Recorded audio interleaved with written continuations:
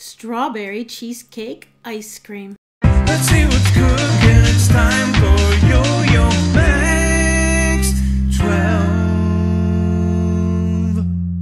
This one was suggested to me by a commenter named Laser Guy. He made this comment during my blueberry ice cream video.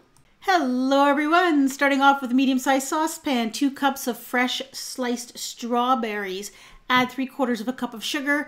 Start to cook that on medium heat until the strawberries start to release some juice, the sugar is dissolved, and the strawberries are kind of soft.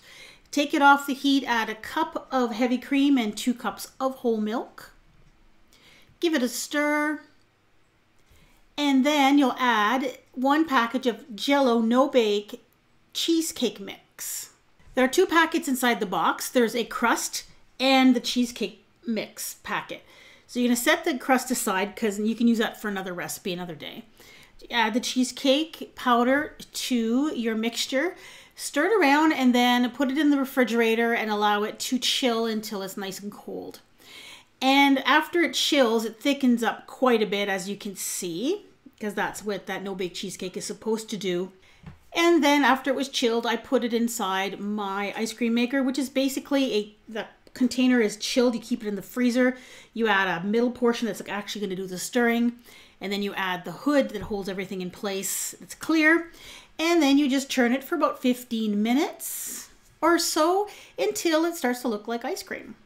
And then I transferred that mixture into a plastic bowl and put it in the freezer to allow it to harden just a little bit more. Just make sure it's covered. And here's the result. You have cheesecake flavored strawberry ice cream, and it is delicious. It does taste like cheesecake and fresh strawberry. The only thing that I probably messed up with this one is that I put 3/4 of a cup of sugar with the strawberries at the beginning, and I probably didn't have to because the cheesecake mix has sugar in it.